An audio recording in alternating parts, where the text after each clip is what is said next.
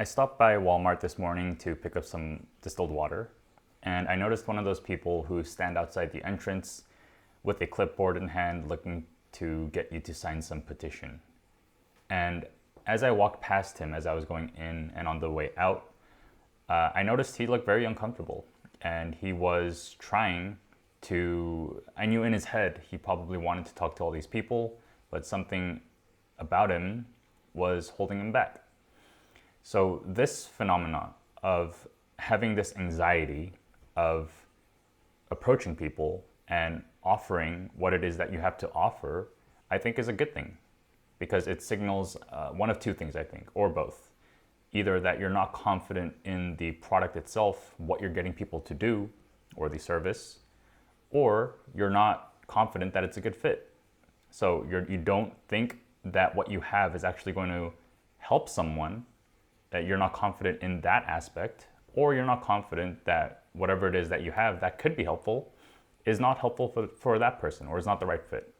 And so those two things kind of hold us back. And it's a great thing because it prevents us from annoying people. This is a human emotion that we get that prevents us from recommending things, to referring things, to advocating something that we're not confident in, or that we're not confident that is the right thing. So we don't end up recommending something that is bad for someone, and we don't recommend upending something that is going to be a waste of someone's time.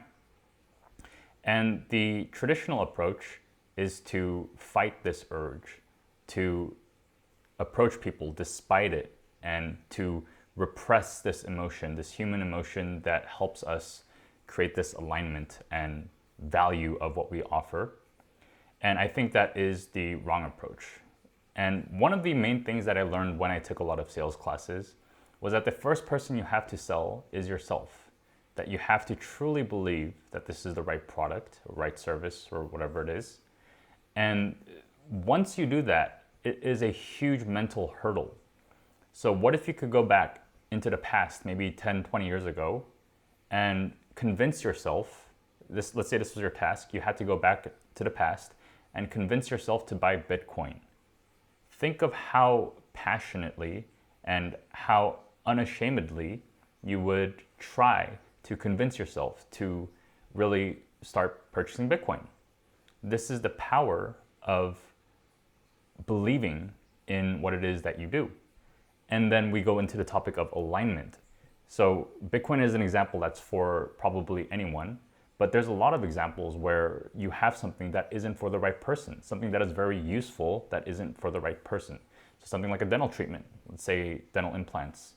It's not for everyone. It's a great service, it's a great treatment, but it's not going to be for everyone. So if you go out trying to tell everyone that they need dental implants, we have a mismatch, we have a very poor fit.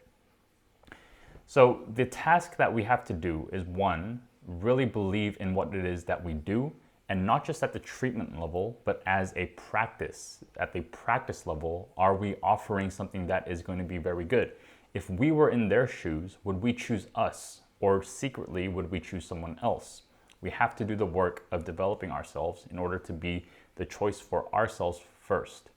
Then it's going to be the work of, are we creating the right alignment with the right people? Who is it that we seek to serve? We have to become very clear with this, because however you design your practice, let's say you design it to be a more premium, a more high quality office, that's not going to be for everyone. There are people who don't want that. There are people who, well, many people don't want what you want. They don't know what you know, and they don't care about what you care about. So we're going to have to take the empathetic approach of understanding that that's the case, and do the work of trying to align with the right people, the people who align with your belief of what is better as well. Well, a better approach is to start with what they would find better and to fulfill that. And so this work of creating something for a specific group of people in a way that they would consider better absolutely demolishes any hesitations that we have of approaching people with something that we believe is better. So if you're feeling that you're not able to go out and try to convince these people to do whatever it is, to get a treatment from you, to visit you as a patient, that's a good sign. That's a sign that there is a lot to be worked on and you're just feeling a normal human emotion. That's indicating that there's a lot of room for growth out of you. All right.